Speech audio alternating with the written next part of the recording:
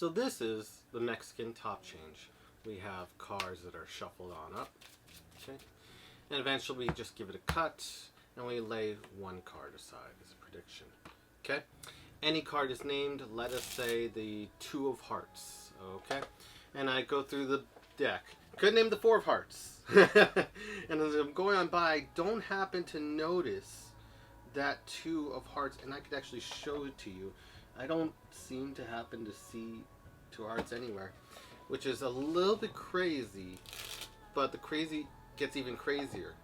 Under the box, there was a prediction. And if I may, believe it or not, would you believe it? If I said this card right here was in fact the Two of Hearts. And that is the Mexican top change. Hope you enjoyed it. Before we begin, be sure to like the video and subscribe for more magic content because we've got a lot coming up. So to the technique itself, it is a Mexican turnover and a top change combined. And I just thought it could have a lot of use as an out for magicians at trying to create a relaxed moment so you could do the switch and just go about it. And again, it still may be burned. So it's a pretty good technique overall for those cases. I thought it was handled very well in the video. So with all that said, let's get into it. We have the cards shuffled. It can start out impromptu, which makes the prediction so great and impossible. And you can be so honest with it. They shuffle it, they cut it, or you can cut it at the end. And then you place one card aside. You will need a table. And then put a card box on top of it and say it's a prediction. Okay? If you want, you could do a normal selection process and control the card to the top and then do the switch. Or you can do it the way I did in the performance, which is just using the coal. Again, if you like the coal, I put a little bit out, but I recommend Kotsia's Roadrunner coal if you want to learn more, not sponsored. And then if you want advanced techniques to the coal, then you come back here because I've actually explained advanced techniques to it, like the Coleman reversing technique. That said, we have a card named, not Two Hearts, let's say Go Classic Ace of Spades. So we go on by, and we have the cards turned towards spectators. I'm looking at forum, I'm not seeing that Ace of Spades, and I eventually locate it's right here. But I'm going to be doing the coal, so I have it towards spectator. I'm not seeing anything. And then I cull, as I turn towards the spectator, I cull that card.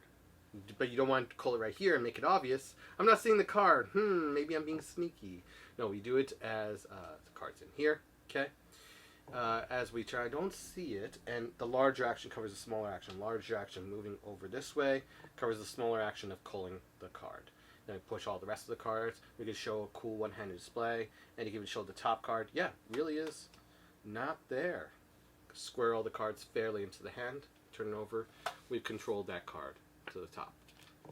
And then from there, we just say, you know, it'd be crazy if this prediction was true. Take the card box, set it aside. And I'm doing tips from Eddie Fector, how he did his like card change. I didn't really understand it, but I got inspiration from that amongst the Mexican turnover and the top change. It looks like this. Forefinger goes right here.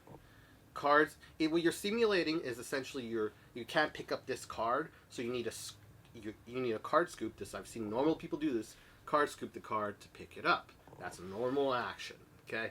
I can't pick up this card. I mean, I could because of a mat, but normally I can't pick it up. I'm struggling. Maybe you could simulate struggle, and then you just push off at the top card and you scoop it underneath, and it looks like that's the action you're simulating. Okay. And so, going under that simulation, we're going to alter that action, okay? Forefinger right here, we scoop up the card, and it also tilts it up right here, so you can make it even easier to scoop up. Forefinger, thumb pushes off a card to scoop up this top card, but as I'm scooping up the card, I use my thumb, hopefully you can see from this angle, I use my thumb to pull back on this card, okay? And it goes out of view from right here. Be watchful of your angles, but generally we go like this, scoop it on up. I use my thumb to pull it back right here, and then I continue the action by taking forward the lowermost card. Okay, so again, 6 of hearts for the Ace of Spades. Okay, and it looks like this. Forefinger right here, scooping, pushing off with the thumb, scooping the card on up.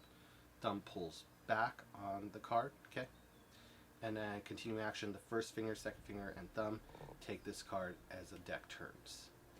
And so from this angle, it doesn't look great. Let me swap it out. So from this angle, it doesn't look great. Scooping up, pulling back, and then doing that. It doesn't look great. But from the front angle, and you want to control your audience when doing this, or from the left side, looks even better, this side. Scooping on up, pulling back, taking it, and it looks great. At least from what I'm seeing. Let me see that again. I'll do it a couple times. Scooping up, pulling back. Can't even tell. It looks great. I'll just keep on doing it so you get an idea of it. And you don't have to just move fast like this and do it. More chance of messing up, more chance of causing attention. If you truly are confident, you can do this in slow motion, which puts you at the most vulnerable, but also shows casualness to it. And everything's above board. And again, you want to time it to spectators. I'm usually doing this effect standing with the table, so then I got a free range of angles to work with. And you could really change it. You could shift your body a little bit, so you could alternate for angles, so you could make this, you could do this nearly surrounded. So there is a lot of use for this. And again, in case you mess up a trick and they say it's a whatever, the 7 of clubs, and you want to just out in a professional way, you just set a card aside that you know isn't theirs.